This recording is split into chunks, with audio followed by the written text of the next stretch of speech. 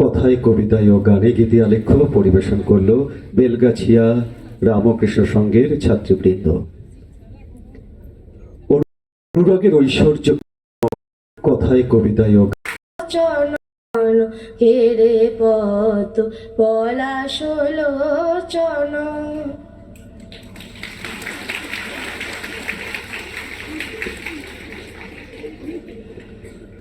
কথায় কবিতায় ও গানে গীতি আলেখ্য পরিবেশন করল বেলগাছিয়া রামকৃষ্ণ সংঘের ছাত্রবৃন্দ।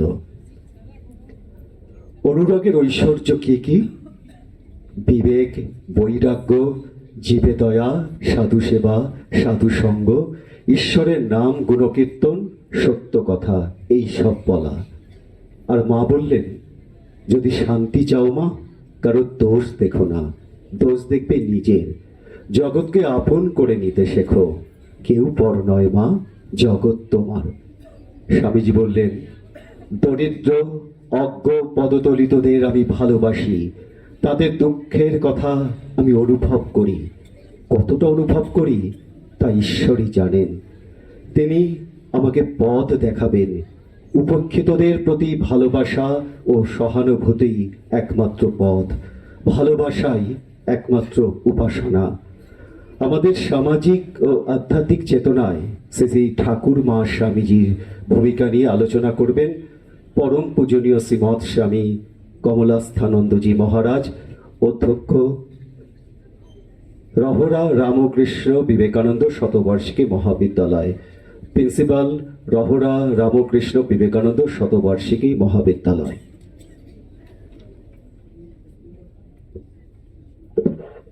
মঞ্চে শ্রী শ্রী ঠাকুর,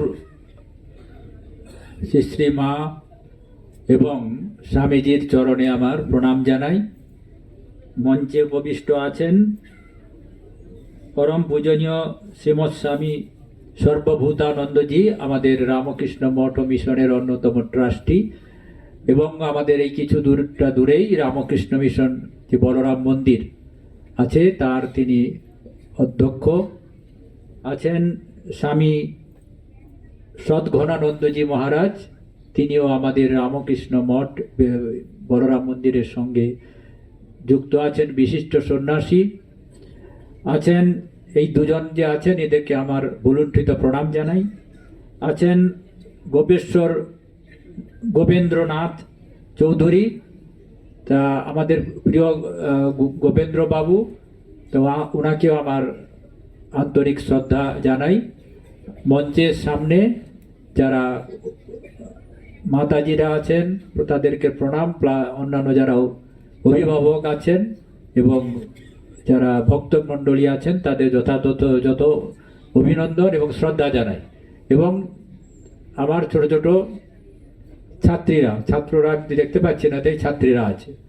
তা এখানে যেহেতু প্রোগ্রামটা লেখা আছে যে ইউথ অ্যান্ড ডিভোটি কনভেনশন, তা ইউথটা প্রথমে বলা আছে, তা ইউথ সম্বন্ধে কিছু একটু আমার কর্তব্য আছে, করতে হবে। তা যেহেতু আমাকে এখানে দাঁড় করানো আছে এবং আমাদের পূজনীয় মহারাজ আমাকে আদেশ দিয়েছেন 40 মিনিট বলা, তা ইউথদের সম্বন্ধে যেহেতু বলা, ছাত্ররা যেহেতু আছো, তা তোমরা কিন্তু এতক্ষণ আমার আন্ডারে, কিন্তু কেউ ডিস্টার্ব করতে পারবে। 40 মিনিট আমার অত্যাচার সহ্য করতে হবে এবং আমি যা বলবো তাই করতে হবে। তা এটা হচ্ছে কারণ আমাকে দাঁড় করানো আছে, তাই এনারা আমাকে কৃপা করে দাঁড় করিয়েছেন, কিন্তু সেটা তোমাদের নিস্তার নেই। তা সেই হিসাবে যেহেতু ইউথের প্রোগ্রাম, উপর থেকে নিচে যতজন ছাত্রছাত্রীরা চড়ে দাঁড়াও। বয়স্করা কেউ উঠবেন না, এটা যেহেতু এটা যুবক ছাত্রীরা আছে, ছাত্রীরাই দেখছি তারা দাঁড়াবে। এবার দাঁড়াতে বলেছি, কথা বলতে বলিনি। আমি 35 বছর ধরে পড়াচ্ছি, কেউ আমার সামনে কথা বলে না। কথা বললে কিন্তু আমি এখানে ডেকে আনবো। বললাম 40 মিনিট আমার ডিসপোজালে, এই বক্তৃতা তোমাদের করতে হবে, আমি ওখানে বসবো। কথা বন্ধ। এবার আমি একটু একটু বলবো, তোমরা তারপরে আমার সঙ্গে বলবে। ওম স্থাপকায় চ ধর্মস্য सर्वधर्म स्वरूपिणे अवतारो वरिष्ठाय रामकृष्णाय ते नमः। ओम यथाग्ने दाहिका शक्ति रामकृष्णे स्थिता हिजा सर्वविद्या स्वरूपांतां शारदां प्रणमाम्यहम्।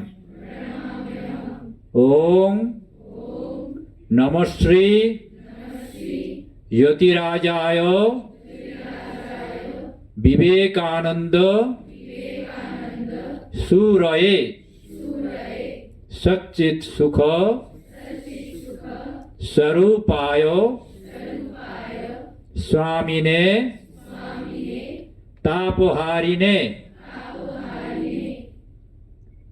তারপর আরেকটা বলছি, এইটা বলার পরে আমি যেমন করব তেমনি করবে, তার আগে কিছু করবে না। আমি বলবো তারপর তোমরা বলবে। তুমি তেজস্বরূপ, আমায় তেজস্বী করো। তিনবার হাততালি, তিনবার বলেছি। তুমি বলস্বরূপ, আমায় বলবান করো। হ্যাঁ। তুমি ওজস্বরূপ, আমায় ওজস্বী করো। তুমি বীর্যস্বরূপ, আমায় বীর্যবান করো। তুমি অশুভ শক্তি নাশকারী, আমার মধ্যে অশুভ শক্তি নাশ করো।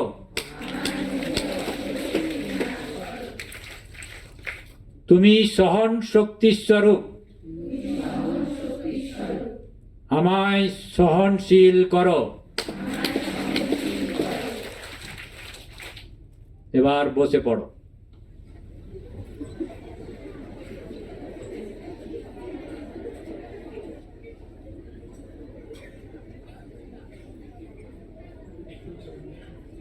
এবার কথা বন্ধ। এবার তোমাদের যারা টিচার আছেন, অভিভাবক মায়েরা আছেন, তাদের জন্য একটু কথা বলবো। সেই সময় কথা বললে কিন্তু আবার ডাকবো বললাম, এটা মাথায় রাখতে হবে। তা আজকের আমাদের রামকৃষ্ণ মঠ বলরাম মন্দির আয়োজিত এই সুন্দর প্রাতঃকালীন যে প্রসেশন হয়েছে, যে শোভাযাত্রা হয়েছে গৌরী মাতা উদ্যান বাটি থেকে সকালবেলা, তা এখানে সবাই আমরা সমবেত হয়েছি।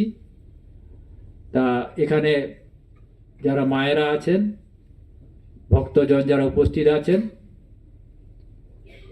তা কেন আমরা উপস্থিত হয়েছি এখানে, না আমাদের ভগবান শ্রীরামকৃষ্ণ দেব, জগজ্জননী সারদা দেবী এবং যুগাচার্য স্বামী বিবেকানন্দ সম্বন্ধে একটু আমরা আলোচনা এবং স্মরণ মনন করার জন্য। তা সব কিছু করার আগে যে আমাদের প্রশ্ন জাগবে সবার, যে এখন এই তিনজনের আলোচনা করে আমাদের লাভ কি? তিনজনের আলোচনা করে আমাদের কি লাভ হবে? না, যুগে যুগে আমাদের মানুষের কিন্তু এই প্রশ্নই আসে, কি লাভ?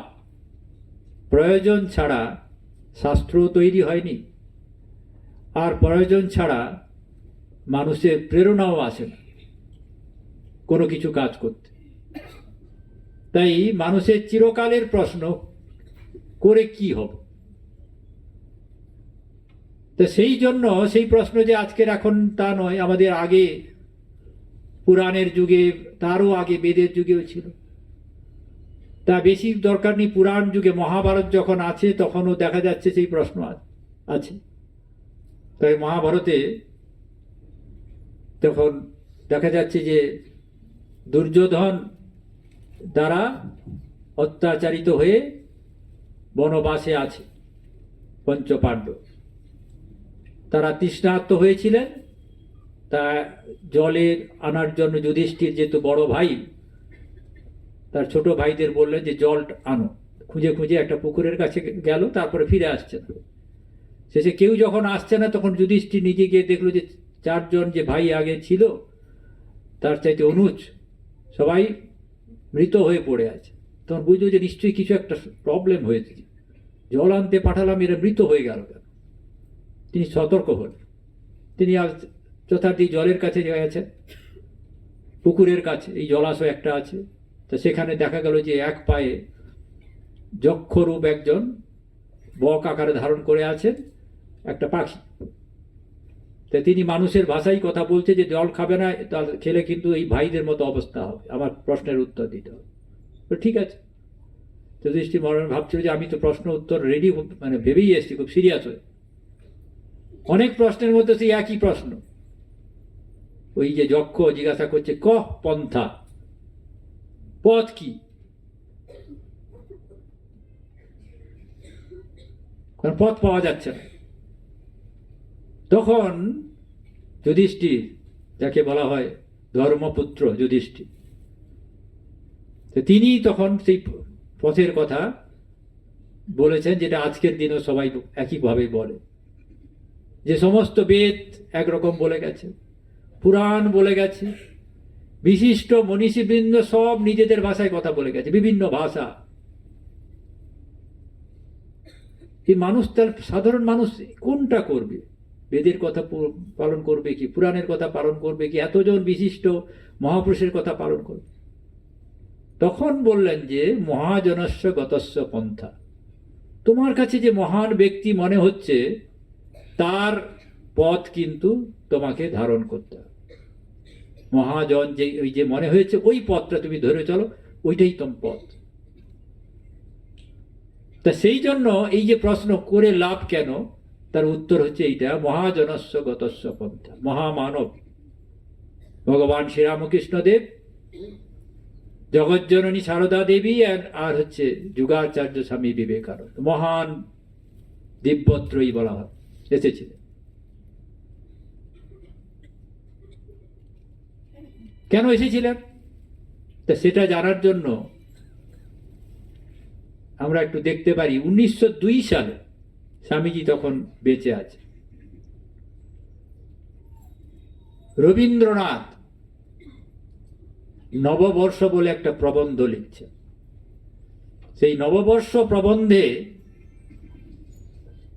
রবীন্দ্রনাথ অনেক কথা বলছেন। বলছেন, জয় হইবে ভারতবর্ষেরই জয় হইবে, যে ভারত প্রাচীন, যাহা নিভৃত, যাহা বিরাট, যাহা উদার, যাহা প্রচ্ছন্ন, তাহারই জয় হইবে। আমরা যারা ইংরাজি বলিতেছি, অবিশ্বাস করিতেছি, মিথ্যা কইতেছি, আস্ফালন করিতেছি, তারা বর্ষে বর্ষে মিলি মিলি যাব সাগর লহর সীমানা, তাহাতে নিভৃত নিস্তব্ধ সনাতন ভারতের ক্ষতি হইবে না। শান্ত মৌনী ভারত চতুষ্পথে মৃগ চর্ম পাতিয়া বসিয়া আছে। আমরা যখন আমাদের সমস্ত চটুলতা অবসান করিয়া আমাদের পুত্র কন্যাদিগকে কোট ফ্রক পরাইয়া বিদায় লইব, সে তখন শান্ত চিত্তে আমাদের পৌত্রগণের জন্য প্রতীক্ষা করিবে। সে প্রতীক্ষা ব্যর্থ হইবে না। তাহারা আসিয়া করজোড়ে ওই সন্ন্যাসীর নিকট কহিবে, পিতামহ আমাদের মন্ত্র দাও। তিনি কহিবেন, ওং ইতি ব্রহ্ম। তিনি কহিবেন, ভূমৈব সুখম নাল্পে সুখমস্তি। তিনি কহিবেন, আনন্দং ব্রহ্ম। অনেক কথা, আমার পুরোটা মুখস্থ নেই। এই ভারতবর্ষ, যে ভারতবর্ষের এই যুগে আবির্ভূত হয়েছেন ভগবান শ্রীরামকৃষ্ণদেব, জগজ্জননী সারদা দেবী, যুগাচার্য স্বামী বিবেকানন্দ। এই সনাতন ভারতবর্ষ যে যুগ যুগ ধরে আছে, থাকবেও। কালচক্র এই সনাতন ভারতবর্ষের কেশাগ্র স্পর্শ করতে পারবে।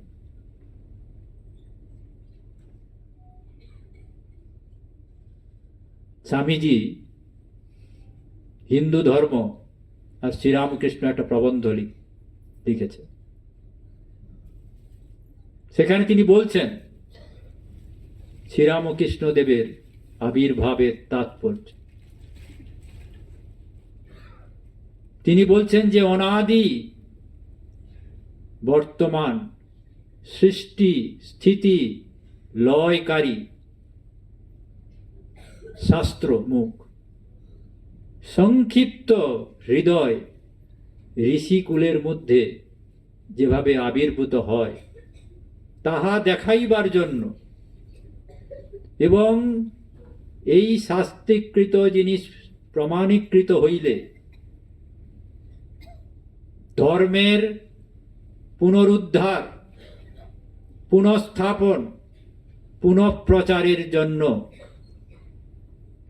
বেদমূর্তি ভগবান এই নরকলেবরে সম্পূর্ণ বাহ্যিক শিক্ষা ব্যতি রেখে আবির্ভূত হয়েছিলেন।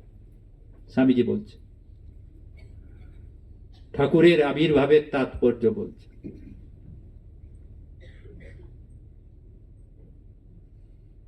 তাই এই যে সনাতন ভারতবর্ষের জ্ঞান রাশি, তাকে বলা হয় বেদ। তবে আদি অনন্ত, তার শেষ নেই, কিন্তু তার বৈশিষ্ট্য অতি সাধারণ। যেমন বিশাল, তার বৈশিষ্ট্য অতি সাধারণ। আমাদের যেমন অনেক কথা বলি যে প্রচুর জিনিস একটা ভলিউমের পর ভলিউম বেরিয়ে যায়, তাতেও মনে হয় যে বাবা কত কিছু। কিন্তু আদি অনন্ত, তার তো কোনো অনন্ত, কিন্তু তার তাৎপর্য মাত্র খুব সামান্য। কারণ জগতে যত অনাদি অনন্ত জিনিস, তার প্রকাশটা ক্ষতি সাধারণ হবে। যে ব্রহ্ম হতে কীট পরমাণু সবার কাছে যেন সাধারণ। তাহলে সেই যে অনাদি অনন্ত ভারতের প্রতিমূর্তি জ্ঞান, তার বৈশিষ্ট্যটা কি? দুটো বৈশিষ্ট্য। যে ওই জ্ঞান রাশি যে কোনো মানুষ, যে কোনো স্তরের, যে কোনো প্রান্তের, সে যদি মানুষ পদবাচ্য হন, যে কোনো বয়সে, যে কোনো অবস্থায় শুরু করতে পারে। শুরু করলে কি হবে না, তার চিন্তার অগ্রগতি হবে, চিন্তার উত্তরণ হবে।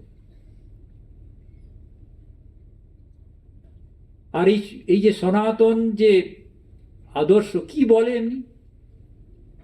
বলে একটাই, সর্ববস্তুতে সর্বদিকে দেবত্বের প্রকাশ অনুভব করা। এই দুটো জিনিস যে কোনো অবস্থায়, যে কোনো লোক, যে কোনো ভাবে গ্রহণ করতে পারে। কিন্তু গ্রহণ যদি করে, তার কিন্তু অবশ্যম্ভাবী উন্নতি। যেমন লঙ্কা খেলে ঝাল লাগবেই,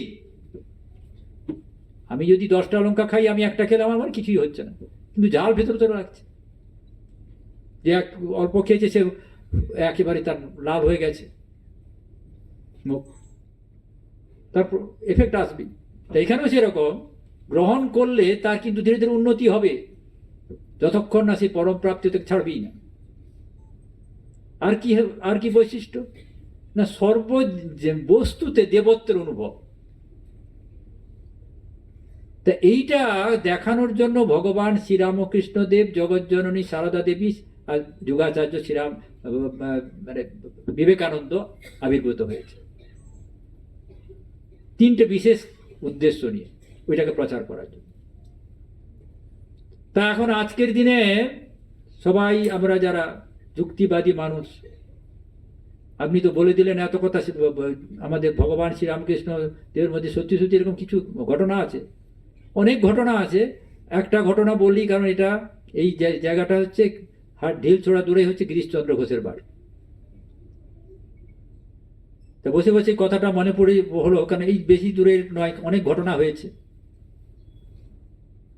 প্রথম যখন গিরিশচন্দ্র ঘোষ শ্রীরামকৃষ্ণ দেবে এসেছেন, এই সামনে দীননাথ বসুর বাড়ি, আগে বাড়ি পুরানো বাড়ি ছিল, ওইখানে শ্রীরামকৃষ্ণ দেব এসেছেন।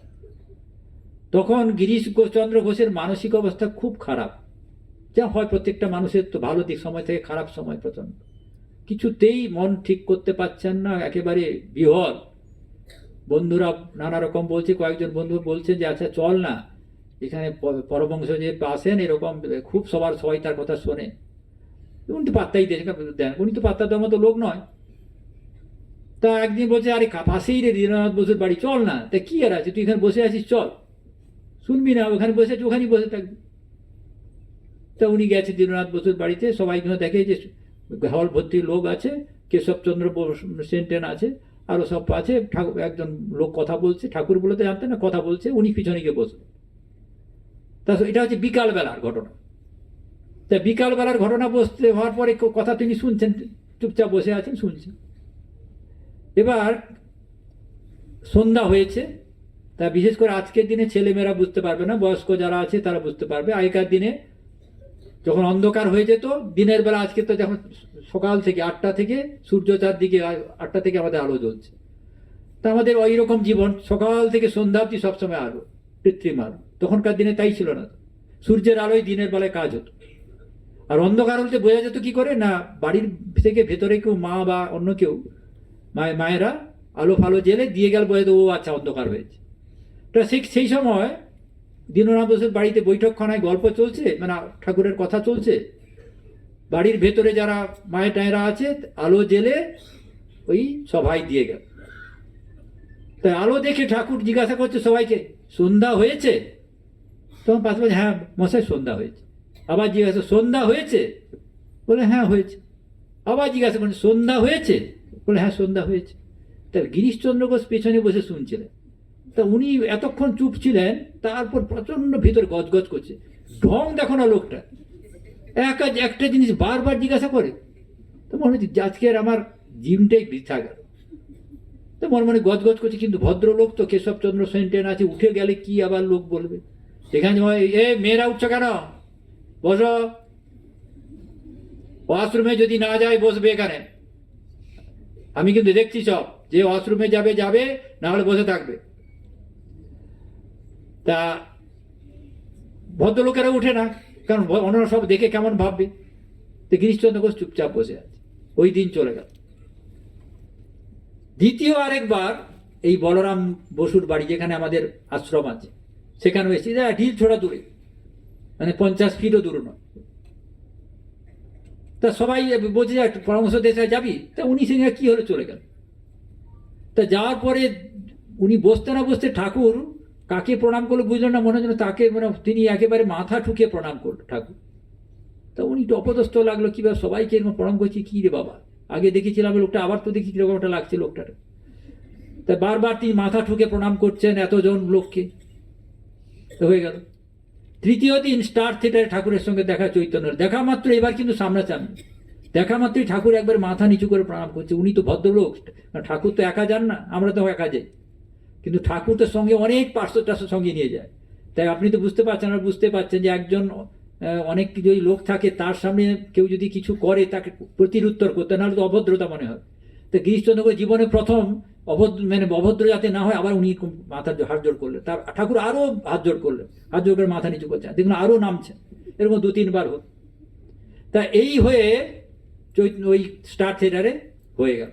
চতুর্থ ঘটনা, একেবারে কাছের ঘটনা, সেটি হচ্ছে কিছু নয়, এই চৌমাথার মোড়, যেখান থেকে প্রসেশনটা গিয়ে এখানে চৌমাথার মোড়ে, তখন এত তো গাড়ি ঘোড়া ছিল না, কিন্তু এই 4টে মাথার মোড় ছিল। তো সেখানে 4টে রাস্তা ছিল, সেখানে রক ছিল, রকে সকালে বয়স্ক লোকেরা গল্প টপলা করতো। তা উনিও সেরকম বিকালবেলা রকে বসে আছেন, একা, কেউ ছিল না। হঠাৎ দেখেন যে ওই দিক থেকে, মানে এই ঠাকুর তো গঙ্গা থেকে এসছেন, গঙ্গার ঘাট থেকে হাঁটতে হাঁটতে আসছেন, হঠাৎ দেখে যে পরমহংসদেব আসছেন আর সঙ্গে কয়েকজন আছে। তাই উনি তাকিয়ে আছেন, তাকানো মাত্রই ঠাকুর আবার তো প্রণাম করলো, তেমন সে অভ্যাস হয়ে গেছে, আবার উনি প্রণাম করলেন। এবার ঠাকুর দিকে তাকিয়ে আছেন, ঠাকুর ঠিক রক তো এই তখনকার মতো তো আর ছোট রাস্তা, গলি রাস্তা, ঠিক রকের পাশ দিয়ে ঠাকুর সবাইকে নিয়ে চলে গেল, আর উনি এরকম তাকিয়ে আছে ওনার দিকে, পিছনে এরকম করে। এবার কিছুক্ষণ পরে দেখে একজন লোক দৌড়ে আসছে, এসে বলছে পরমহংসদেব আপনাকে ডাকছে। তা উনি যেন মনে হচ্ছে কেউ ডাকার অপেক্ষায় ছিল, তো উনি ওনার সঙ্গে সঙ্গে আস্তে আস্তে চলে গেল। কোথায় গেল এরা? এটা এই 50 ফিট দূরে বলরাম বসুর বাড়িতে। তা সেখানে গিয়ে সবাই বসলো, উনিও গিয়ে বসলো। তা বসার পরে ঠাকুর এরকম ভাবস্থ হয়েছে, প্রথম যে কথাটা উচ্চারণ করলো, দেখো বাপু, ঢং টং কিচ্ছু নয়, ঢং টং কিচ্ছু নয়।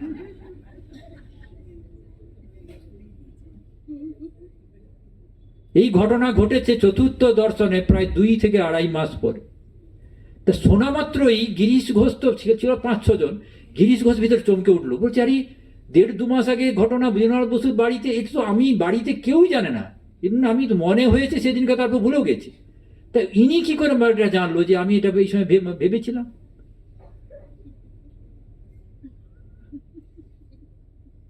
এই হচ্ছে শিক্ষা। প্রথম দর্শনে ঠাকুরকে প্রথম এনকাউন্টার হলো এই ঢং দেখো না, উনিও কিন্তু প্রথম উত্তর দিলেন যে দেখো বাপু, ঢং টং কিছু না। আরো এখন বাকি, যে পুরো উত্তরটা এখন হয়নি, পরে বলছি। এরপর অনেক দিন চলে গেছে, 1.5-2 বছর হয়ে গেছে। তখন শ্রীরামকৃষ্ণদেব গিরিশচন্দ্র ঘোষের জীবনের ধ্রুবতারা, প্রাণসখা, প্রাণপ্রিয় হয়ে গেছে। কিছু দূরে রামচন্দ্র দত্তের বাড়ি, এখান থেকে তো বেশি, স্বামীজির বাড়ি রামচন্দ্র দত্তের বাড়ি বেশি দূর। তখনকার দিনের গলি পথ ছিল, 5-7 মিটারও পথ। তাই সন্ধ্যাবেলা হঠাৎ খবর এলো, তো আপনারা তখন যারা পড়েছেন জানেন যে ঠাকুর এইসব অঞ্চলে এলে খবর যেত, বন্ধুরা খবর দিত ঠাকুর পরমহংসদেব এসছে। তা সবাই ওখানে গিয়ে উপস্থিত হতো। তা সেই রামচন্দ্র দত্তের বাড়িতে ঠাকুর এসছে। তা অন্যরা খবর দিয়েছে গিরিশচন্দ্র ঘোষকে যে পরমহংসদেব আজকে এসছেন। তা উনি হন্তদন্ত হয়ে ওখানে গেছেন, গিয়ে দেখেন যে রামচন্দ্র দত্ত তার ঘরের বাইরে খোল বাজাচ্ছেন, আর ঠাকুর ভাবোন্মত্ত হয়ে নৃত্য করছে। তা উনি চুপচাপ হয়ে এরকম ঠাকুরের এই মনোহর নৃত্য দেখছে। দেখার পরে ঠাকুর আস্তে করে বসলেন, তখন অর্ধবাহ্য দশায় অবস্থায় আছে, আরো ভালো মানে অল্প কথা জড়িয়ে যাচ্ছে, তিনি কথা বলছেন। তখন গিরিশচন্দ্র ঘোষ ঠাকুরকে বলছেন, মশাই আমার কিছু হবে? ঠাকুর চুপচাপ বলছে, হ্যাঁ হবে। আবার বলছেন, মশাই আমার কিছু হবে তো? তখন বলছে, হ্যাঁ হবে। আবার জিজ্ঞাসা করছে, আমার কিছু হবে তো? বলছে, হ্যাঁ হবে। পাশে মনমোহন মিত্র, আরে মশাই আপনি কি আচ্ছা লোক তো,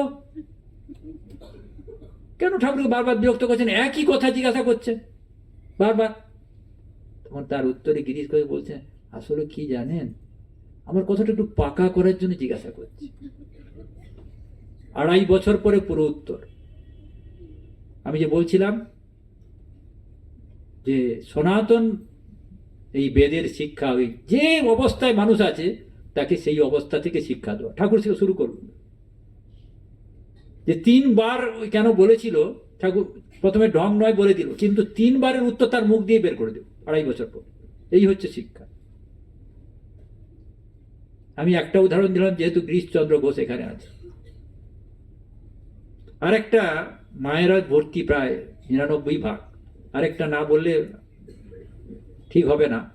তা সেই উদাহরণটা বোঝা যাবে যে কি হচ্ছে না কি, সংক্ষেপে বলা ওখানে অনেকটাই। সেটি হচ্ছে, তা আমরা যেখানে থাকি আপনাদের কাছ থেকে একটু দূরে হবে, আমার খর্দার কাছে কামারহাটি কাছে আছে। তা সেখানে দত্তবাড়ি